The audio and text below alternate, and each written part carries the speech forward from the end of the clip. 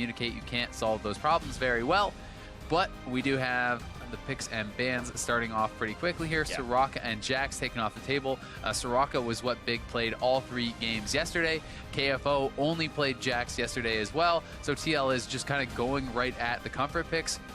One thing I will say is I actually really like P1's banning strategy against Fox, which was just Trouble Man Froggen, because he does not play some of these kind of S-tier mid laners that a lot of other people do. And if you put him off the comfort picks, it's tough. It's like if he doesn't play the top 3 mid laners in the game, then you ban 4, 5, and 6. He's now playing at best the 7th best mid laner when you're playing 1 or 2. And you're still playing Azir, or they have to waste a ban on it because they can't pick it. So either way, Azir, Shen, Olaf taken off the table here. I like this actually. Liquid, and yeah, Phoenix fantastic on Azir. Froggen doesn't play it. That's an obvious one. Lorlo, playing that Shen has been relatively successful, and Olaf has been good for Dardoch too. And it feels like it's KFO setting up for an Aurelia game right here, right? Shen has been known as one of the best picks into Aurelia specifically. Olaf, I think, would be able to handle the matchup reasonably well as on top of that one. And Echo Fox, I feel like there's a decent chance that, hey, you've got a Korean-speaking jungler. KFO can help set you up for these games. We know KFO is a great player. Those two can try to play better than Lorlo and Dardoch, and we know that Echo Fox, when they win, tends to be around that top lane. So, if I'm imagining that's their game plan right now, this sets up into this.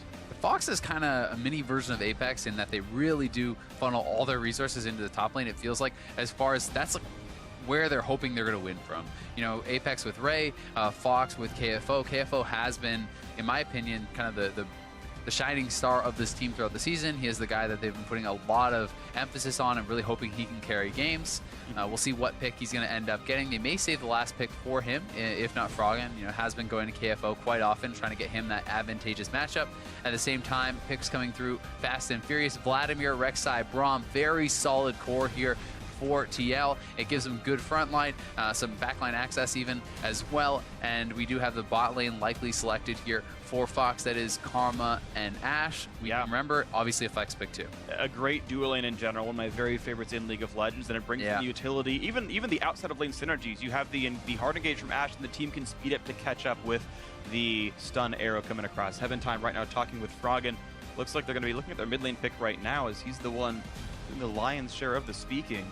Yeah, it's always a good pick to pick the flex champions early too, because this is something where you can't just automatically know as much about the draft. This could be going mid lane still. It doesn't look like it. Probably going to be the Cassiopeia locked in here, which was banned once against Froggen yesterday. When it wasn't banned, he did play it.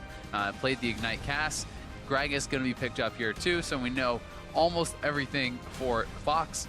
Now, just have the top laner remaining, and TL going to be rounding out their draft also. And Echo Fox's lineup looks really good. You've got a couple of enablers. Froggen's on a champion where you're almost incentivized not to roam because you're just not really that fast getting around the map. So screw it, I'll sit in lane and farm and just be Froggen as I normally am, but an enabling bottom lane, a ganking jungler here for Kez. I know he's comfortable with playing Gragas, and you save that top lane counter pick for last to make sure KFO gets, I'm still guessing Aurelia, but who knows what the matchup ends up actually being. And look at this, Liquid actually, okay, it is going to be Trundle. TF I thought was going to be a flex, but Trundle top lane coming in for Lorlo to win the matchup.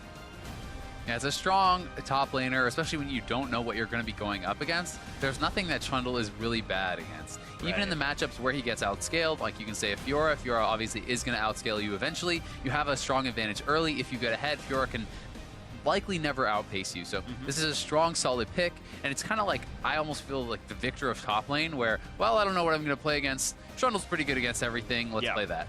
Yeah, definitely agree. He's a good brick of stats and fights pretty well in his own right. And what's nice is he's also very flexible in his item build. And there it is, the Fiora, Azale, you called it. So it is not the Aurelia. Take that one back. Shame on me, but another great squishy mobile fighter for KFO. The Gragas will set him up. My only question here is one of the struggles that Fox has had in the past with Froggen playing Cass is he likes to take so much farm from around the map. When he's not playing a TP champion, him being in the side lanes on Cassiopeia can be very dangerous for him. And at the same time, if you have Ashe, who's kind of a little bit more immobile, it's harder for him to pick up some of those side waves safely. So you end up in these situations where they've had Ashe Cassiopeia comps, and they're both kind of just sitting in mid lane. They're both kind of just spreading farm around, like not really getting too much for either of them. And when you have these comps that can be pretty explosive as far as engage and pretty good at chasing people down in long lanes, you have like the Trundle, you have Sivir ult, you can chase people down in these side lanes very easily. So they're going to have to be careful about it, and they will have to allocate their resources well, because TL is playing double TP, and Froggen is going to be on the Ignite. So they must have their pieces in the right place at the right time. And in terms of playing around the map, even if Echo Fox does try to go in, who are you going to pick off? A Trundle, a Rek'Sai, a Vladimir, a Sivir, a Braum? Like, none of them are great pick-off targets, so maybe a difficult map to play for Echo Fox, but we'll see if they can do it with their new lineup. We're going to get ourselves into Game 1, so jump on Twitter and vote for the team you think will be taking the win in this series. Vote using hashtag TLWin or hashtag FoxWin for Liquid and Echo Fox, of course. We're getting ourselves now into the first one of this series. Dardoch yesterday said, we are for sure just below those top-tier teams. We are getting up there, but we are at least number 3. No chance right now. See if they can do it here. Echo Fox, though, have a lot of work cut out for them if they want to get out of 10th. Yeah, and I mean, the fact of the matter is, if you see yourself as that elite team, you know, you're right up there at the top, third-place team, this is the last place team in the LCS. You need to have a statement game. You need to come out confident and execute games, not just win, but you need to dominate. And we'll see if TL's able to do that.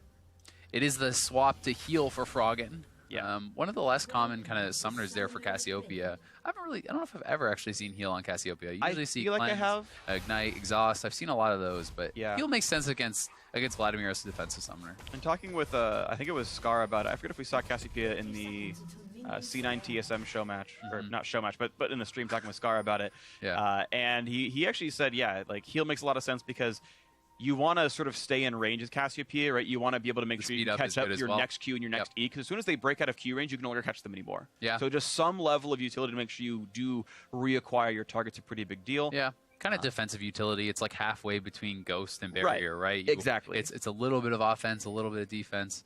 Pretty cool.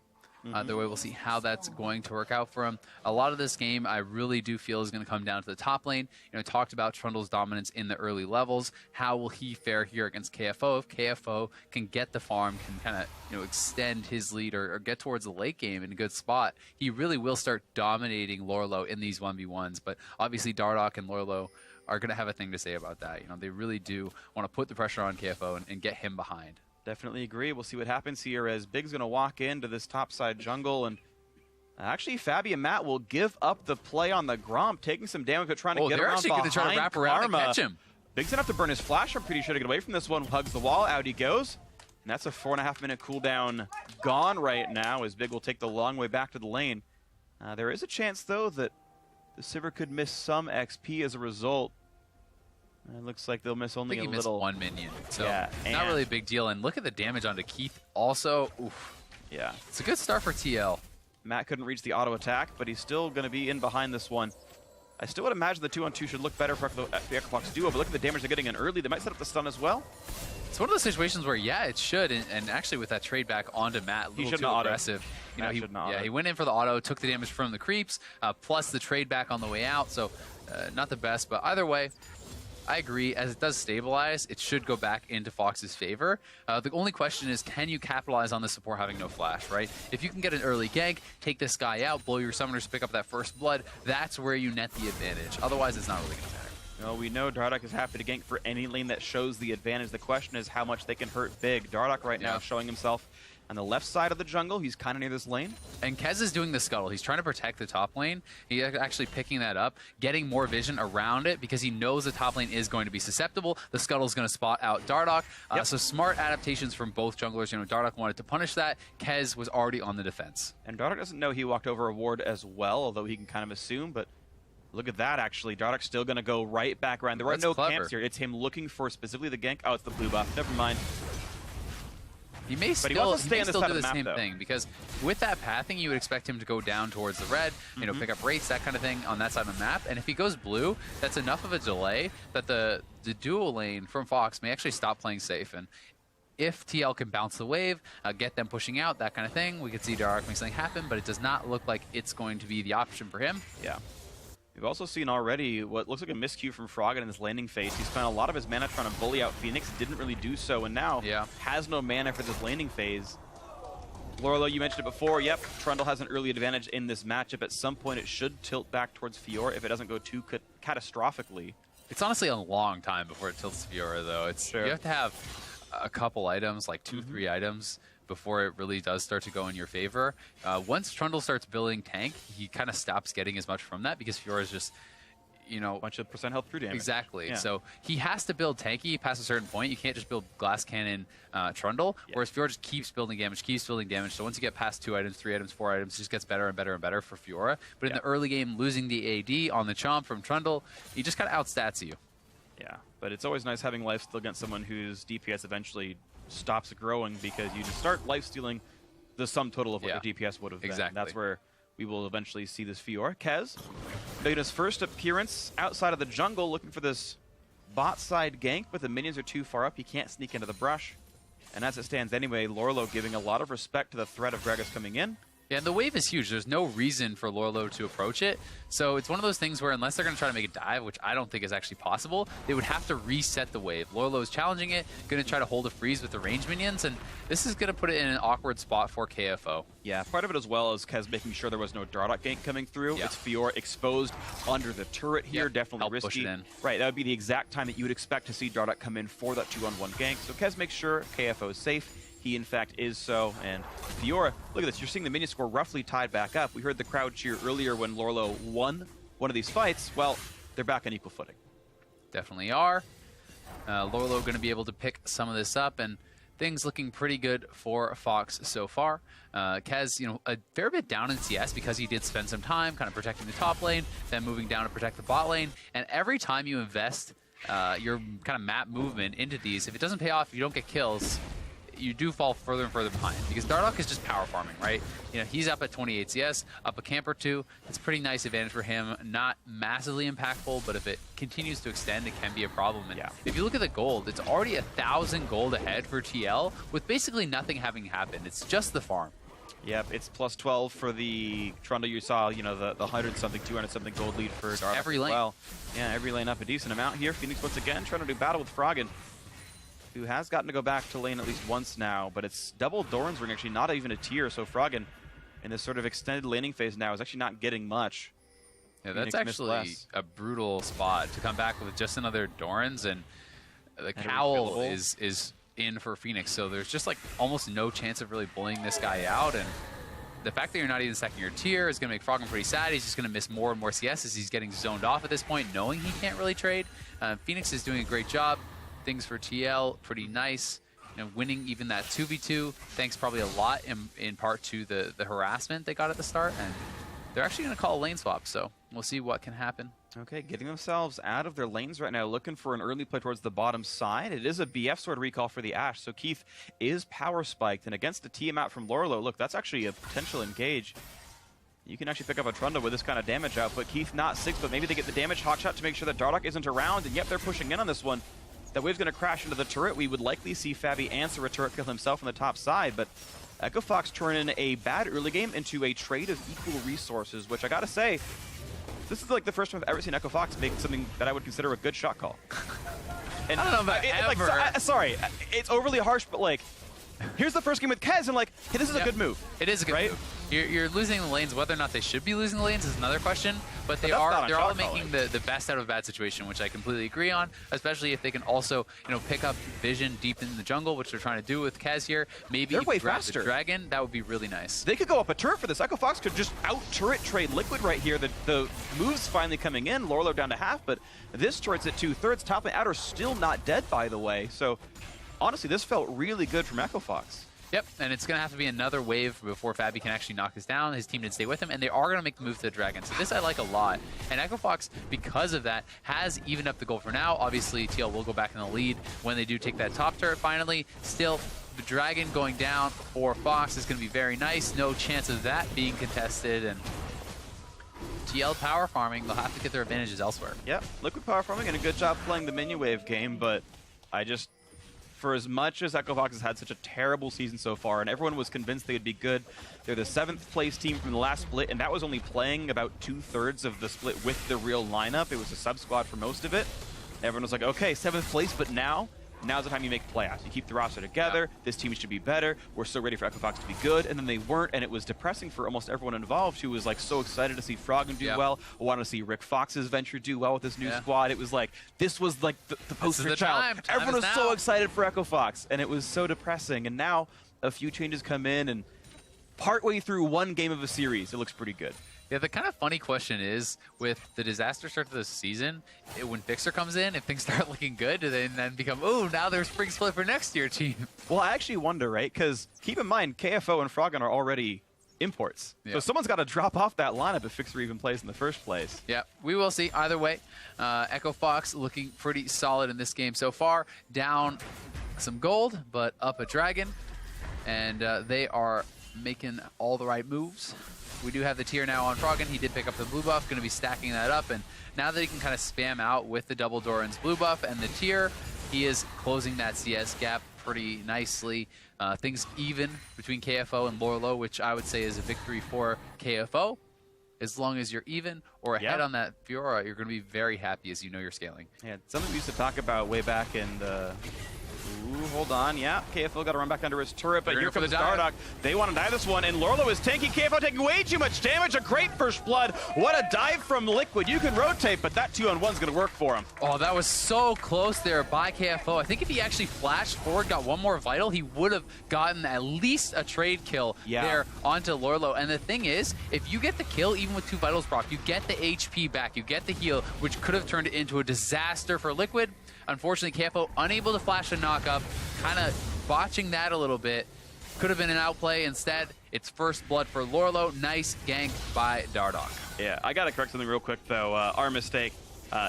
Fixer's not on the Echo Fox roster. He's the reserve for Phoenix 1. Yeah. Sorry, we got our wires crossed with 2 teams that were hoping to do much better early in this split.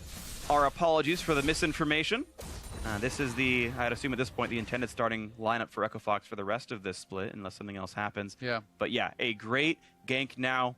Dardoch and Lorlo getting that lead over KFO. And as you said, this matchup won't tilt for a while, and if Lorlo keeps the gold advantage, we may never see KFO get off the ground. And right now, it is a nice 2,000 gold lead, comfortable for Liquid. As much as I was singing Echo Fox praises earlier, there's still a bunch of farm. 20 in the mid lane, 20 more than that for the AD carries. Yeah. And you look at the junglers, it's going to be massive as well, almost 1,000 actually. They also have TP advantage now on Lorlo because KFO had a TP back. He wanted to catch up on those minions, not fall too far behind. You know, first blood already over to the Trundle. You can't afford to miss all the CS and the XP after that. Otherwise, you're just going to get devastated in that 1v1. So he does go in, but they can return to the scene of the crime, look for a gank in. Dardoch's already moving down here. Lorlo has just had a big buy, and they're going to look for another dive. Fortunately, though, Kez is here. Can Kez get here in time to actually affect us at all, though? No, KFO pops the ulti. He doesn't actually repulse the knockup. Flashes away right as Kez comes in, but now it's just switching who's going to get killed, as his Gragas going to get dived into the turret. Dardoch to just withstand the damage output, and Lorlo chomps him with the Grasp of the Undying. A second kill for this TL duo. Yeah, and KFO, I think he needed to flash earlier to kind of delay before he started taking all that damage. And had he been able to get back closer to Kez, they join in the fight at the same time, maybe they win this. In the way that this happened, he kind of tried to fight, then flashed out, right as his jungler flashed in, so Kez becomes the sacrificial lamb, and KFO cannot contribute whatsoever. This is a 2-0 Trundle. The turret's going to be going down, gold lead extending heavily here for TL, and things are looking troublesome for Fox. Definitely agree. This is starting to get pretty rough for the squad that showed a little bit of hope in this game, but Liquid have been winning the laning phase. They're winning in gold because they're just simply farming better and finding... Here goes Dardoch once again, 4-man gank. Dardoch for his 3rd gank of the game. Not quite going to find it, though. Does force the flash out of Froggen, but look at this now. Mid lane's under pressure, and, well, there's one good lane swap from Echo Fox, but now it's just Liquid dictating the pace with Dardoch running around the map and getting his team to join him. Yeah, good play calling. Bot lane duo collapses from top. It's a slow push moving towards their turret, so they're really losing nothing for this. Sivir and Braum, they commit the ult, but they get Froggen's flash, and now they can always look for those return ganks. They can look to punish the Cassiopeia, because if you can get on top of her, you can take her out pretty easily, and still lots of time for Fabi to get back to that top lane, pushes the wave out, moves back towards the mid lane to cover for Vladimir, so they're looking like a well-oiled machine, and here it is once again. So KFO has his flash. He needs to flash out early. He tries to go for the outplay and actually parry the riposte, but he probably should have just flashed, because we knew that Dardoch actually didn't have his flash. He would not have been able to follow regardless of if you get that outplay or not. So you flash first, you walk backwards toward your jungler, that gives time. Instead, he stops moving, tries to go for the outplay. Dardoch anticipates it, stuns him anyway, and it turns what could have been a winnable 2v2 into a disaster. Yeah, Kez flashes in to save KFO, who was actually going to be able to get away regardless by burning his own flash later on. And, well, an unfortunate cacophony of errors, and Echo Fox now down 0-2 in this one, with Liquid looking quite nice. And we had said coming in that Liquid kind of here to prove that they belong in the top 3, that they can maybe get farther on as they approach the playoffs, and so far looking quite good against Echo Fox in this game 1. This would be nice for Fox if they can take it. They really want to get this on the Fiora, but TL is collapsing. Here goes Phoenix. Phoenix in, Hemoplague on a 3. Red team is slaying the Riptail, but it's going to be a kill quickly on a Kez. Can somebody even pick up the Sigil in the first place? It will eventually despawn if no one grabs it. KFO stuck on the other side of the wall, and that's going to be a quick chase for Dardoch. Another kill picked up, 2 for 0. And I believe that Sigil... He's going to keep going. Dardoch is here. The rest of the team not with him. I guess he just wants to delay as they are pushing towards mid lane. So, yeah, the buff will actually despawn here.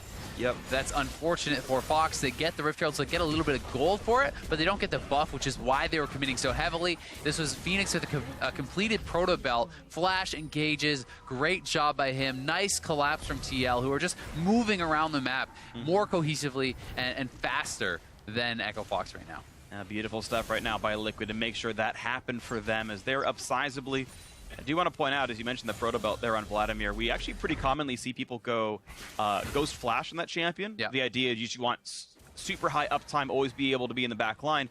And by Phoenix bringing Teleport, brings Proto Belt and gets to kind of do that anyway. So here it is once again. We can see all of TL is converging. Even Fabi from the bottom. Look at him getting right on top of everyone. Froggen, who has no flash, by the way, because of that earlier fight, is having to be really defensive here. He's playing far back, and this just allows Dardoch and Matt to kind of zero out KFO. Dardoch flashes over, finishes him off. Kez has already fallen down, so it's an 0 for 2. And even more of an advantage for TL, who is up 5,000 gold 16 minutes in, and they are looking great. Obviously, the hope for Fox is delay, delay, delay.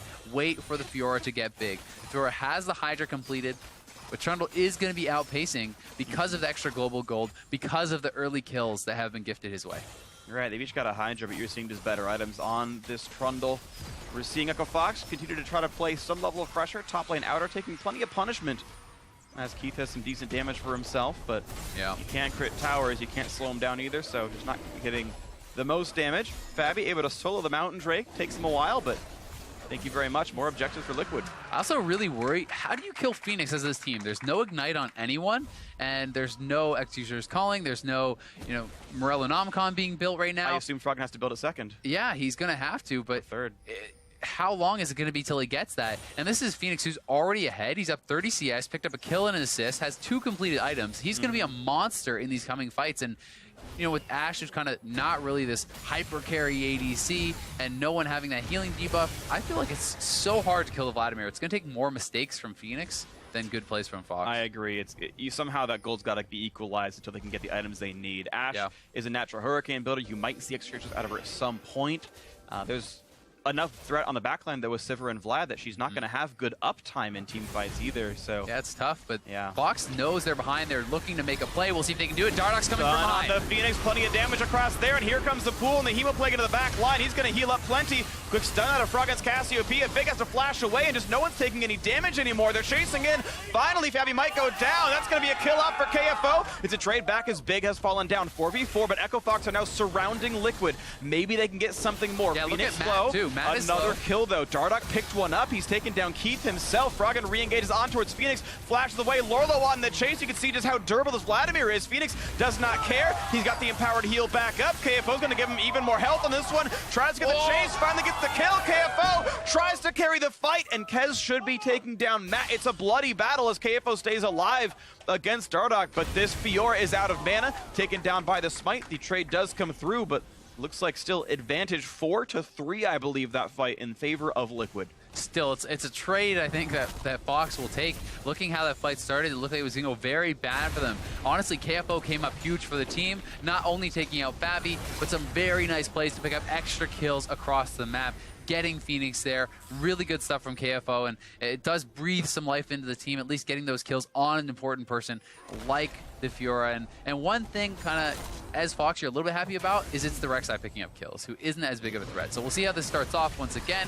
The TP coming in from Fiora, Dardoch with the flank. Matt taking a lot of early initial damage, but Keith as well. He's already basically completely out of the fight, very low. Big has to flash out. Keith isn't really contributing, but it's KFO, who gets left alone on the AD carry, no one there to peel for him. Matt is low, so he has to back off, and Froggen, extending for this fight for a long time. Dardoch does eventually chase down. He gets him with that Cinder Hulk burn, and Froggen able to add a lot of damage in on Phoenix before he falls. And now, as we had already seen, good job here by KFO. He actually procs the Vital on Dardoch to get the heal there, gets a speed up, gets him in range of the lunge on Phoenix for the kill. So well played by him. In the meantime, Keith goes down again, flashless ashes. Easy pickings. Yep, Sivir was on the hunt with her team, and a nice easy Braum setup meant that was a kill, and Keith sadly 0-2 and 0 has not been officially a part of the kills, although of course he was involved in the prior team fight where Fox grabbed 3, but look at this, it's 7,000 gold. Yeah. Putting Liquid ahead 20 minutes in, substantial lead right now. So much armor on Lorlo already. He's just kind of saying, well, I'm never going to die to you. I'm just going to outpace your item building to KFO. And Dardoch has a full black cleaver because of those early kills, so he's going to be a big damage threat. This is a very scary team to deal with. Yeah, there's just so many good hybrid 20-minute Baron, why not? That can knock people down. Kez can look for the steal. He's landed some good smites before. Dardoch chases him out of the pit as Liquid look to re-engage Lorlo. Down to 2/3. Dardoch kind of zoned out by his own teammate's pillar as Echo Fox were able to retreat without burning any of their summoner spells, and not a bad defense. Yeah, good job by Fox, especially when you consider KFO is not joining this fight. They don't actually want to fight. They just want to get them off the Baron. But does Froggen chase too far here? There's people coming from behind. He's got to be careful. Fabi might get smacked up, though, and the arrow hits Matt in the back. But they've got some time to make this one happen. But KFO's not in this fight. It's still a 4v4. Froggen will go down to this one. Dardoch in the back line looking for Keith, gets a stun, and Vladimir's in as well. This should be a slaughter now for Liquid. Make that already 3 to 4 kills picked up. They got one on the side as well. KFO's just knocking down a side turret, but I mean, their eyes got big because they're able to pick up Fabi, but they're chasing so far into Liquid territory to do this. Their top laner has no TP. He's never going to be able to join, and it's a slaughter. They just needed to delay. They'd already accomplished what they wanted to. Stop the Baron, take the free turret that KFO is going to gift you. Instead, they overreach. They get punished massively. Now down 8,000 gold.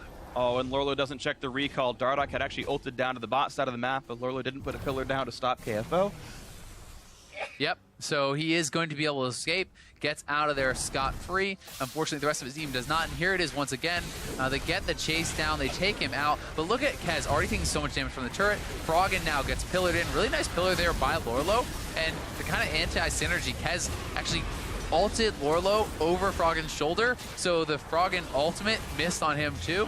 So a little bit of a miscommunication there, an unhappy accident kind of thing, and we do see KFO was able to make the best of a bad situation, picks up some farm, picks up the turret, but it was not a fight that Fox really should have ever been looking for when they're already down a man because their top laner can't join. Yeah, it's always funny. I tend to agree with you. To play devil's advocate a little bit, when you're behind like this, you have to try something. You cannot just roll over, and you know Liquid are going to play a pretty controlled game. So they hoped that half the team wouldn't be there on time. They hoped there was, okay, this TP mismatch, but maybe Matt's not there in time. Maybe, Phoenix isn't there in time. Unfortunately for Echo Fox, of course, Liquid were there. They didn't leave Fabi out to dry too badly, and, well, it's a 5-0-5 Rek'Sai from Dardoch. Now here's the fight in the top lane. The ulti gets through for KFO, gets a big, sizable heal, but, well, he's out of tools now, and he waits for the cooldown. Does get away, trades some damage back and forth with Lorlo, who will heal back up with his passive, and Frozen Heart completed. Happened.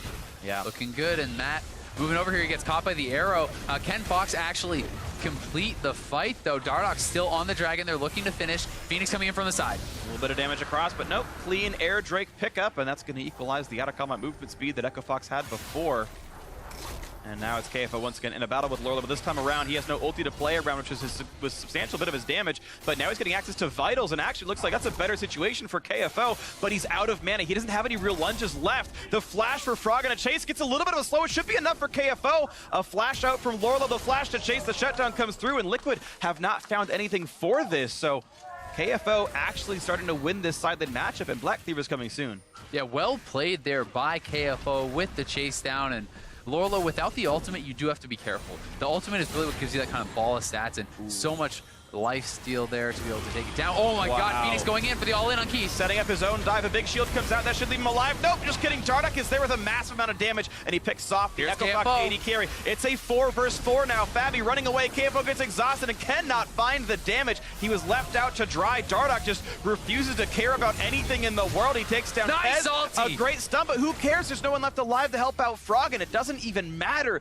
that he landed that spell. Liquid dove in a 4v5 and got a 3 for nothing. Yeah, 4-man ulti at the end there from Froggen, but as you said, no follow-up, no damage left. KFO did TP in there, was on to Fabi, but this time the team peels. They call back to him. They do not let a repeat happen of the jungle fight, and the exhaust on Fiora, in addition to all the peeling, just too hard for him to actually stick to Sivir and take her down.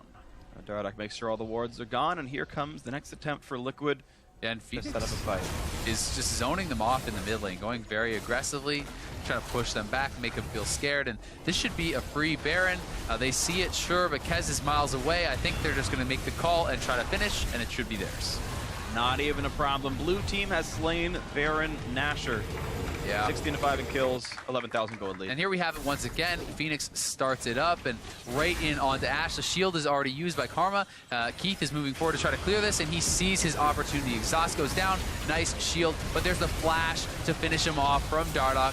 Executes out the ADC, and at the same time, look at this. KFO's on top of Fabi, but Fabi kites back to the team. Team peels back, is able to take him down. Yes, it costs Fabi his summoners, but they get the kills. And Froggen, nice ulti here, but you can see, although he's working away on Dardoch for so long, he does not actually have enough damage to really punch through this Rek'Sai yet. He's just being outpaced too much gold-wise. Right, he's got no Void Staff. He didn't really have any substantial ability power either. Yeah. So, yeah, just wasn't able to do much about it. With treads and a cowl. And the risk now is that TL actually just ends the game with the Baron because they're up so substantially that this is a team that can make these risky dives. They can push forward very aggressively, and if they get one more good fight like that with the Baron, it could spell the end of the game for Fox. So they need to hold on. They need to delay. Black Cleaver has been completed for KFO, so that is kind of a bright spot there for them, and we'll see if he can make any 1v1 outplays. He's split pushing now. We'll see if Fox can hold on. It's going to be tough. There's no TP on KFO, and I think they're just going to go for the dive. They're just going right on in. A pillar on the Frog, and here's a trophy in your back, and Dardoch taking some damage. A kill actually comes through. They're picking the people off in this dive, but Phoenix now doing Vladimir things, diving in, very healthy, heals him back up. There's a chomp on down 4, already dropped for Echo Fox. Liquid holding alive with most of their lineup, looking to close the game out right now. Yeah, I think they can go for the end. We do see that Dardoch is going to back, but he can just ultimate right back into the fight. Full HP, KFO basing, almost no chance to hold on in this 1v4. It's going to have to be a miracle, and I don't think it's going to happen. TL are looking dominant in game number 1. They are once again. Some great early plays. They continued it through the mid-game. KFO cannot make it happen. Tried to pick off Lorlo, couldn't do it. 3-5, sadly, his scoreline is the game 1 victory comes through for Liquid. 27 minutes only. A smashing of a battle. 27 minutes in the gold